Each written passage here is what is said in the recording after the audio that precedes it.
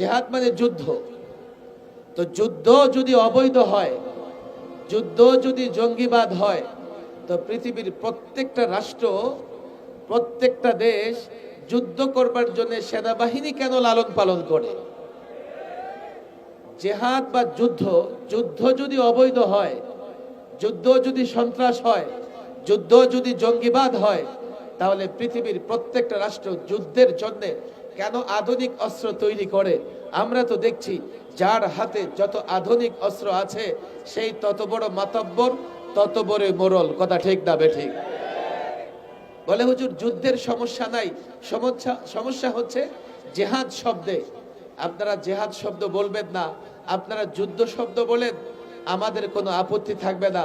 আমি বলি না না না, তোমাদের যুদ্ধ আর ইসলামের জেহাদ এক নয়, বিধায় আমি জেহাদ বলবো, আমি যুদ্ধ বলতে পারবো না। যদিও জেহাদ মানে যুদ্ধ, কেন আপনি জেহাদ বলবেন, কেন যুদ্ধ বলতে পারবেন না? তোমাদের যুদ্ধ কি?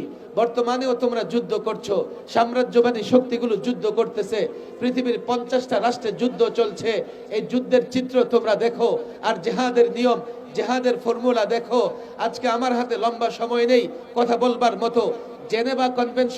জেনেভা কনভেনশনে এই রাষ্ট্রগুলো যখন যুদ্ধ করে, যুদ্ধের ময়দানে সৈনিক যদি আহত হয় তার চিকিৎসা, সৈনিক যদি বন্দী হয় তার নিরাপত্তা, যুদ্ধের ময়দানে অযোদ্ধা, নারী, শিশু, সাধারণ মানুষের নিরাপত্তার জন্য জেনেভা কনভেনশনে কিছু চুক্তি স্বাক্ষরিত হয়েছে। হ্যাঁ, এটা চুক্তি স্বাক্ষরিত হয়েছে, কিন্তু আমরা যদি দেখি রাশিয়া যুদ্ধ করতেছে ইউক্রেনের বিরুদ্ধে, আমেরিকা যুদ্ধ করতেছে নানা দেশের বিরুদ্ধে, চায়না যুদ্ধ করতেছে, ভারত যুদ্ধ করতেছে, তাদের যুদ্ধের বাস্তবতা কি? তাদের যুদ্ধের হাকিকত কি? তারা কেন যুদ্ধ করে? তারা যুদ্ধ করতেছে সাম্রাজ্যবাদ বিস্তার করবার জন্য।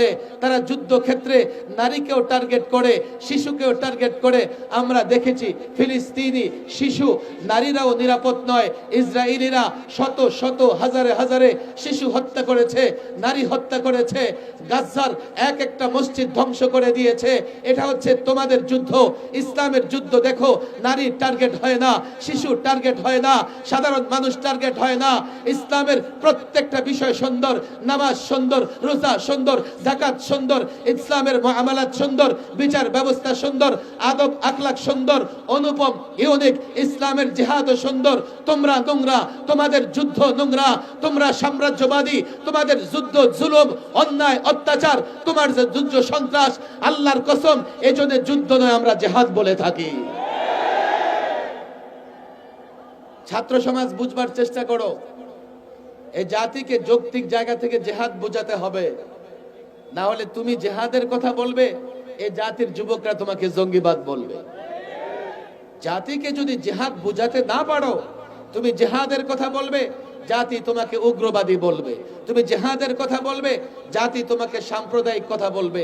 অথচ পশ্চিমারা জিহাদিস্ট নামে জিহাদের বিরুদ্ধে যে প্রপাগান্ডা চালায়, তারা মূলত প্রত্যেকটা মুসলমানের অন্তর থেকে যুদ্ধের আকাঙ্ক্ষা, জিহাদের আকাঙ্ক্ষাকে দূর করে দিতে চায়। কেন জানো?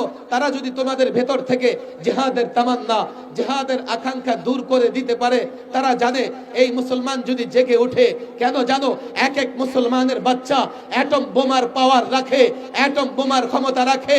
এই মুসলমান যুবক যদি জিহাদের ময়দানে এক আল্লাহর উপর ভরসা করে ঝাঁপিয়ে পড়ে, ইহুদিদের রাজত্ব থাকবে না, পত্তলিকদের রাজত্ব থাকবে না, খ্রিস্টানদের রাজত্ব থাকবে না, সাম্রাজ্যবাদীদের রাজত্ব থাকবে না।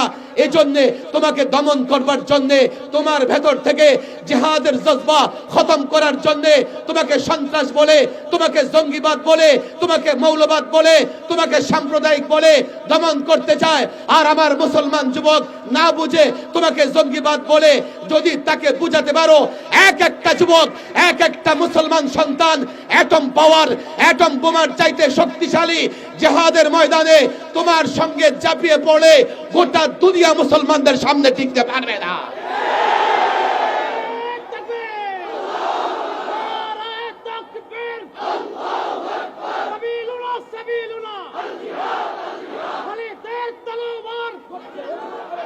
তারা বলবে কি, হুজুর জিহাদের নামে তো অনেক জায়গায় অনেক উল্টাপাল্টা কাজ হচ্ছে। আমি বললাম, জিহাদের নামে যদি কোথাও উল্টাপাল্টা কাজ হয়ে থাকে, যারা উল্টাপাল্টা কাজ করে তারা দায়ী। কথা ঠিক না বেঠিক? তুমি জিহাদিস্ট, জিহাদের কথা বললে তারা জঙ্গিবাদ কেন বলবা? উদাহরণ চাও, এক্সাম্পল চাও? পৃথিবীতে অনেক রাষ্ট্রপ্রধান গণতন্ত্রের কথা বলে স্বৈর শাসন চালু করেছে।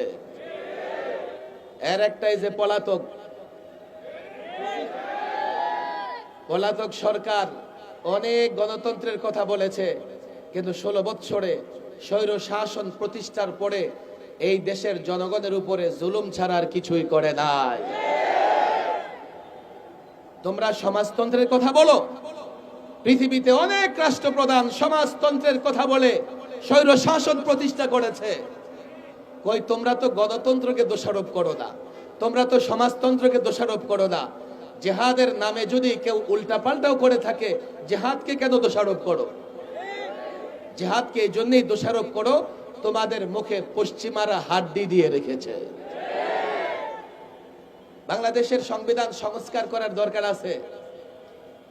বিশেষ করে এই ফ্যাসিস্ট সরকার 2011-তে সংবিধানকে এত কাটা ছেঁড়া করেছে, সংবিধান থেকে বিসমিল্লাহ তুলে দিয়েছে, সংবিধান থেকে আল্লাহর উপর আস্থা বিশ্বাস মুছে দিয়েছে, যার কারণে আল্লামা মুফতি আমিন রাহিমাহুল্লাহ এক বক্তৃতায় বলেছিলেন, যেই সংবিধান থেকে বিসমিল্লাহ তুলে দিয়েছে, যেই সংবিধান থেকে আল্লাহর উপর আস্থা বিশ্বাস তুলে দিয়েছে, সেই সংবিধানকে ডাস্টবিনে নিক্ষেপ করা হবে।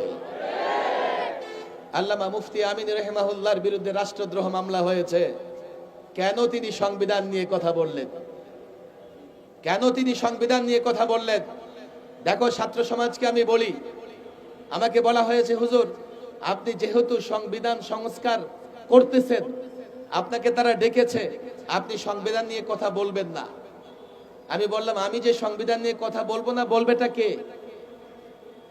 আমাদের ছেলেরা তো সংবিধান নিয়ে পড়াশোনা করে না। যে রাষ্ট্রে তুমি বসবাস করতেছো, সেই রাষ্ট্রের সংবিধান সম্পর্কে তোমার জানতে হবে, যাতে কখনো সুযোগ হলে তুমি সেই সংবিধান পরিবর্তন করে সংস্কার করে একটা ইসলামী সংবিধান প্রণয়ন করতে পারো। দেখো, 71-এ রাষ্ট্র স্বাধীন হয়েছে, 72-এ সংবিধান প্রণয়ন হয়েছে। 72 সংবিধান প্রণয়ন করতে গিয়ে সংবিধানের মূল নীতিতে ওরা সেকুলারিজম নিয়ে এসেছে। বলে, হুজুর সেকুলারিজম কি জিনিস? অনেক যুবকরা সেকুলারিজম বুঝে না, ধর্ম নিরপেক্ষতাবাদ বুঝে না। এই জন্য সেকুলারিজমের বিরুদ্ধে আমরা যতটা ক্ষুব্ধ, এই যুবকরা ততটা ক্ষুব্ধ নয়। সেকুলারিজম বুঝতে চাও? আমি তোমাদেরকে 2টা উদাহরণ দেই। আমি সেকুলারিজমের সংজ্ঞায় যাব না। কামাল আতাতুর্ক তুরস্কে সেকুলারিজম প্রতিষ্ঠা করেছিল। সেকুলারিজম প্রতিষ্ঠা করবার পরে হিজাব নিষিদ্ধ, দাড়ি রাখা নিষিদ্ধ, কোরআন পড়া নিষিদ্ধ। তুরস্কের মুসলমানেরা গর্তের ভিতরে লুকায়া লুকায়া কোরআনে কারিম শিক্ষা করত। মসজিদগুলোকে মিউজিয়াম বানিয়ে ফেলেছিল। এমনকি তুরস্কের যে বর্ণ অক্ষর, এই অক্ষরগুলোর মিল ছিল আরবি অক্ষরের সাথে। এই কামাল আতাতুর্ক কি করেছে? কেন মিল থাকবে আরবির সঙ্গে? এটা তো একটা ধর্মের একটা প্রতীক হয়ে যায়, একটা ধর্মের সঙ্গে মিলে যায়, এটাও রাখা যাবে না। বর্ণ পরিবর্তন করে এমন বর্ণ প্রত্যাবর্তন করেছে যার মিল থাকবে ইংরেজের সঙ্গে। এইভাবে তুরস্কে কামাল আতাতুর্ক সেকুলারিজম প্রতিষ্ঠা করে তুরস্ক থেকে ইসলাম বিদায় করে দিয়েছিল। যদিও এখন মিস্টার এরদোগান এসে, যেই তুরস্কে কোরআন পড়া নিষিদ্ধ ছিল, এখন তুরস্কে রাষ্ট্রীয় অনুষ্ঠান শুরু হয় প্রেসিডেন্টের কোরআন তেলাওয়াতের মাধ্যমে। বাংলাদেশ, হুজুর তুরস্কের ইতিহাস তো শুনলাম, বাংলাদেশে সেকুলারিজমে আপনার সমস্যা কোথায়? আপনার মাথা ব্যথা কোথায়? তোমরা জানো 2011-তে সংবিধানে সেকুলারিজম আসছে। 12-তে শিক্ষা পাঠ্যক্রম, শিক্ষা সিলেবাস প্রণয়ন করা হয়েছে। যেহেতু রাষ্ট্রের ধর্ম নাই, যেহেতু রাষ্ট্র ধর্মহীন, তাহলে শিক্ষায় ধর্ম থাকবে না। এজন্য তারা কি করলো? নবীদের জীবনীবাদ, সাহাবীদের জীবনীবাদ, মুসলিম লেখকদের জীবনীবাদ, এইভাবে শিক্ষা ব্যবস্থাকে সেকুলারিজমের মাধ্যমে তারা প্রণয়ন করে জাতির শিক্ষার্থী সন্তানদেরকে নাস্তিক মোরতাদ বানানোর ষড়যন্ত্র করেছিল। তাদের সেকুলারিজমের প্রভাবটা কোথায় পড়েছে দেখো। সর্বাগ্রে তারা শিক্ষা ব্যবস্থায় হাত দিয়েছে। শিক্ষা ব্যবস্থায় হাত দিয়ে ইসলামী শিক্ষাকে ধ্বংস করবার চেষ্টা করেছে।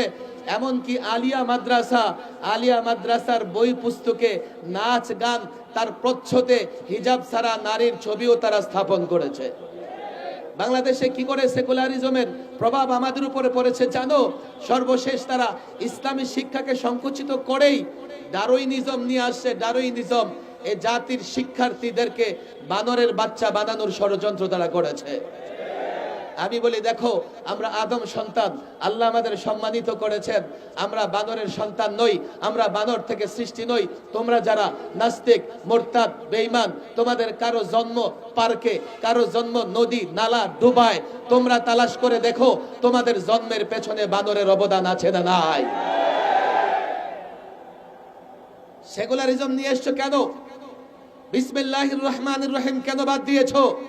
আজ পর্যন্ত বাংলাদেশে কাউকে দেখি নাই সেকুলারিজমের জন্য সমাবেশ করতে, দাবি করে রাজপথে নামতে। অথচ বিসমিল্লাহ যখন বাদ দেওয়া হয়েছে, আমরা প্রতিবাদ করেছি, দেশের মুসলমান প্রতিবাদ করেছে। আল্লাহর উপর আস্থা বিশ্বাস যখন বাদ দিয়েছে, সমস্ত মানুষ প্রতিবাদ করেছে। একজন মুমিন ছোট্ট কাজ করলে বিসমিল্লাহ বলে শুরু করে, ঘরে প্রবেশ করলে বিসমিল্লাহ বলে প্রবেশ করে, ঘর থেকে বের হলে বিসমিল্লাহ তাওয়াক্কালতু আলাল্লাহ বলে বের হয়। পানি খায় বিসমিল্লাহ, খাবার খায় বিসমিল্লাহ, ঘুমোতে যায় বিসমিল্লাহ। সেই দেশের সংবিধানে বিসমিল্লাহ থাকবে, দলিলে বিসমিল্লাহ থাকবে, সেই দেশের রাষ্ট্রীয় কাজে বিসমিল্লাহ থাকবে, এটাই স্বাভাবিক। আল্লাহর উপর আস্থা বিশ্বাসের কথা বলো, এটা তো আরো স্বাভাবিক। কেননা প্রত্যেকটা মুসলমান আল্লাহর উপর আস্থা বিশ্বাস রেখেই কাজ করে। কথা ঠিক না বেঠিক? দেখো, অনেক যুক্তি তারা দিবে, অনেক যুক্তি তারা দেয়। 1979-তে পঞ্চম সংশোধনী, পঞ্চমবার এই সংবিধানকে সংশোধন করে এখানে প্রেসিডেন্ট জিয়াউর রহমান বিসমিল্লাহির রহমানির রহিম এবং আল্লাহর উপর পূর্ণ আস্থা বিশ্বাস, এই মূল নীতি সংযুক্ত করেছেন। আর 11, এর মানে 32টা বছর আমার দেশের সংবিধানে বিসমিল্লাহির রহমানির রহিম ছিল। 32টা বছর আমার দেশের সংবিধানে আল্লাহর উপর আস্থা বিশ্বাস ছিল। 32 বছরে ঘুরে ফিরে জাতীয় পার্টি, আওয়ামী লীগ, বিএনপি ক্ষমতায় ছিল, কারো কোনো সমস্যা হয় নাই। তাহলে কেন সংবিধান থেকে বাদ দিতে হবে? এই সংবিধান থেকে এগুলো বাদ দিয়ে সেকুলারিজম, গণতন্ত্র, সমাজতন্ত্র সব জগা খিচুড়ি করে ফেলেছে। কেন জানো? একটা দিয়ে ভারতকে খুশি করতে চেয়েছে, আরেকটা দিয়ে চীন রাশিয়াকে খুশি করতে চেয়েছে, আরেকটা দিয়ে আমেরিকা খুশি করতে চেয়েছে। কিন্তু আল্লাহ যখন চেয়েছেন তোমাদের পতন কেউ ঠেকাতে পারে নাই। কেন তোমরা এগুলো করেছো? আমরা এগুলো স্পষ্ট বলেছি, আমরা এই সরকারকে সহযোগিতা করতেছি। কেন? এই যাত্রা বাড়িতেও আমাদের সন্তানেরা তাজা রক্ত জড়িয়েছে। আমরা বলেছি এই সরকার সংস্কার করবে, আমরা সহযোগিতা করব। আমরা সংবিধান সংস্কার কমিশনকে পরিষ্কার বলেছি, 32 বছর বাংলাদেশ সংবিধানে বিসমিল্লাহির রহমানির রহিম ছিল, সেটা নিয়ে আসতে হবে। আল্লাহর উপর আস্থা বিশ্বাস ছিল, সেটা নিয়ে আসতে হবে। সেকুলারিজম ছিল না, সেটাকে বাদ দিতে হবে। আরো 2টা বিষয় বলেছি। একটা বিষয় থাকবে এমন যে এই সংবিধানে বা আইনে যেখানে কোরআন সুন্নাহর সঙ্গে সাংঘর্ষিক কিছু থাকবে সেটা গ্রহণযোগ্য হবে না। বলে হুজুর এই কথা আপনারা কিভাবে বলেন? এটা কি জাতি মানবে? আমি বললাম কেন মানবে না? নির্বাচনের আগে ছাত্র সমাজ, যুবক, তোমাদের বলি, প্রত্যেকটা রাজনৈতিক দল একটা ইশতেহার ঘোষণা করে, আর ইশতেহারে কি বলে? আমার দল যদি ক্ষমতায় আসে আমরা কোরআন সুন্নাহ বিরোধী আইন করব না। কথা ঠিক না বেঠিক? তাহলে সব রাজনৈতিক দল কোরআন সুন্নাহর বিরুদ্ধে কিছুই বলতে চায় না। তাহলে কোরআন সুন্নাহর সঙ্গে সাংঘর্ষিক সব বাদ যাবে, এই কথাই তো বাংলাদেশের সবাই একমত। আর যেই কথায় সবাই একমত সেটা কেন সংবিধানে আসবে না? আসতে সমস্যা কোথায়? সমস্যা কোথায় আমাকে বলো। সমস্যা নাই, পশ্চিমারা নারাজ হবে, রক্ত আমরা দিয়েছি, পশ্চিমারা রক্ত দেয় নাই। আরেকটা কথা আমি বলেছি, সর্বশেষ নবী, আজকে খতমে নবুয়ত মহাসম্মেলন, সর্বশেষ নবী, সর্বশ্রেষ্ঠ নবী মুহাম্মদ সাল্লাল্লাহু আলাইহি সাল্লামকে নিয়ে কটূক্তি করলে এটা হবে সর্বোচ্চ অপরাধ। সর্বোচ্চ অপরাধ, তাকে সর্বোচ্চ শাস্তি দিতে হবে। আমি ছাত্র সমাজকে বলি, তাদেরকেও বলে এসেছি, তোমাদের বলে যাই। আমরা বলেছি দেখেন, আমরা যে দাবিগুলো জানাচ্ছি এটা সব রাজনৈতিক দল কোন দল অস্বীকার করতে পারবে না, কোন মুসলমান অস্বীকার করতে পারবে না। যদি আপনারা মনে করেন না না না না, আপনাদের এই কথায় জনতা একমত নয়, আপনাদের এই কথা জনতা মানবে না, কি চান? গণভোট দেবেন, দেন। গণপরিষদ গঠন করবেন, করেন। আর যদি মনে করেন না না না, জনসমাবেশ, জনসমাগম দেখতে চাই, দেখতে চাই কতজন মানুষ বিসমিল্লাহ চায়, দেখতে চাই কতজন মানুষ আল্লাহর উপর আস্থা বিশ্বাস ফিরিয়ে আনতে চায়, আমি তাদেরকে বলেছি, তোমাদের বলে যাই, এটা রাজনৈতিক ইস্যু নয়, দলীয় ইস্যু নয়, মাদ্রাসা মসজিদের ইস্যু নয়, এদেশের 16 কোটি জনতার ইস্যু। আমি আবারও বলি, মিডিয়ার সামনে বলি, এই বিষয়গুলোর পক্ষে আপনারা যদি জনমত চান, আপনাদের আমরা সহযোগিতা করছি, সহযোগিতা করব, নিঃস্বার্থ সহযোগিতা করব। আমরা উপদেষ্টা হতে চাই না, আমরা কোনো পদ পদবি চাই না, আমরা সহযোগিতা করছি। রাষ্ট্র মেরামত করবেন, আমরা সহযোগিতা করতেছি। রাষ্ট্র সংস্কার করবেন। যদি মনে করেন আমাদের মতামতের পক্ষে লোকজন জড়ো করা দরকার, সমাগম ঘটাবার দরকার, জনসমাবেশ ঘটাবার দরকার, আমি পরিষ্কার বলি, তোমাদের বলে যেতে চাই, টেকনাফ থেকে তেতুলিয়া, রূপসা থেকে পাথরিয়া, বাংলাদেশের যে কোনো জায়গায় যদি বলো, ভাষাঞ্চলে, সেন্ট মার্টিনে, উত্তরবঙ্গে, দক্ষিণবঙ্গে, যেখানে তোমরা বলো না কেন, আল্লাহর কসম আমাদের এই দাবির পক্ষে কম পক্ষে 1 লক্ষ মুসলমান, কম পক্ষে 1 কোটি মুসলমান জমায়েত হবে, জমায়েত হবে।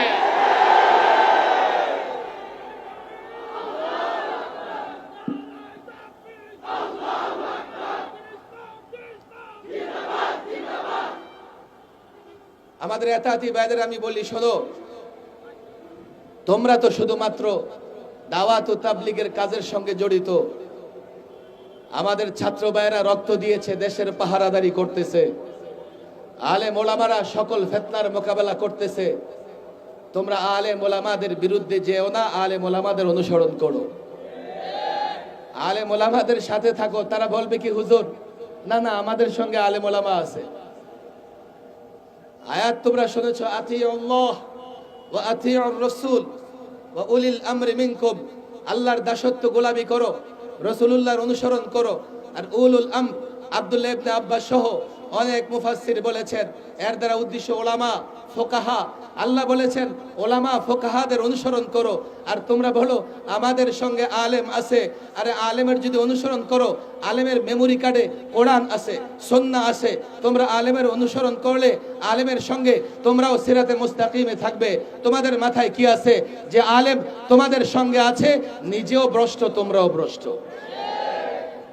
পরিষ্কার বলি, তোমাদের সঙ্গে মারামারি করার সুযোগই তো আমাদের নাই, সময়ই তো নাই। আমরা এই দেশের মানুষের ঈমান হেফাজতের জন্য কাজ করতেছি। তোমাদের কাছে আমাদের দাবি, তোমরা আলেমদের সঙ্গে থাকো, তাহলে দাওয়াত ও তাবলীগের মেহনত সঠিকভাবে চলবে। আলেমদের ছাড়া বলে আমরা তো মানি, দিল্লির এক মাওলানা সাদ সাহেবকে মানি। আরে দিল্লির সাদ সাহেবকে যদি আলেম হিসেবে মানো, তো বাংলাদেশের লাখো আলেমকে মানতে তোমাদের সমস্যা কোথায়? যদি বলো না বিচার চাই, বিচার মানবো, বিচার চাই, আমরা জবরদস্তি করতে চাই না, তাহলে কাকরেলের মাদ্রাসার মুরব্বী জুবায়ের সাহেব, মাদ্রাসার মোতাওয়াল্লি জুবায়ের সাহেব, প্রতিষ্ঠানের মোতাওয়াল্লি যিনি, তার কথাই তো গ্রহণযোগ্য হয়, তোমরা তার কথা কেন মানছো না? যদি বলো যে তার উপর আস্থা বিশ্বাস নাই, তাহলে এখানে আসো, কাকরাইলে ফয়সাল, আমিরে ফয়সাল যে শুরায় পরিচালিত হয়, সেখানে 6 ব্যক্তি ফয়সালা দিয়ে থাকেন। যদিও 6 ব্যক্তি, এখন 5 ব্যক্তি আছে। 3 দিন আগে একজনের ইন্তেকাল হয়ে গেছে, নাসিম সাহেব, এতাতিদের লিডার, আল্লাহ তাকে মাফ করে দেন। এখন আছে মাত্র ওয়াসিফ সাহেব, আর তার এগেনিস্টে 4 জন। তো যেদিকে 4 জন ফয়সালা, তো সেদিকেই হবে। ফয়সালা তোমাদের একজনের পক্ষে কেন হবে? তোমরা যদি বিচার চাও, ইনসাফ চাও, তাহলে তো তোমাদের আলেমদের সঙ্গে মিলেমিশে কাজ করা লাগে।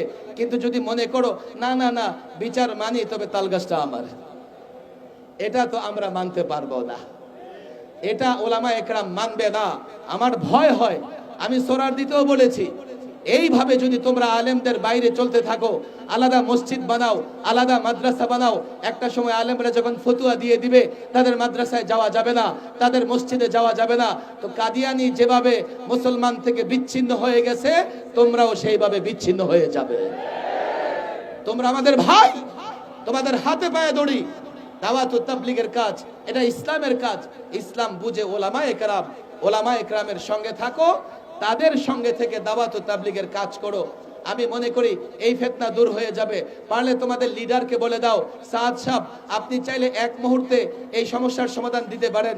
মৌলভী সাদ সাহেব যদি এতটুকু বলে আমার ইমারত দরকার নাই, আমি আলমী শুরা পৃথিবীর আলেমদের হাতে এই দায়িত্ব দিলাম, ওনারা যাকে খুশি আমির বানাক, ওনারা মজলিসে শুরা করে চালাক। আমি তো মনে করি এই ঘোষণা দেওয়ার সঙ্গে সঙ্গে এই তাবলীগের কাজে কোনো রকমের গন্ডগোল আর থাকবে না। বলে গেলাম, যদি কোনো এতাতি ভাই থাকো, তোমাদের কাছে হাত জোর করে বলে যাই, ওলামাদের বিরোধিতা করো না।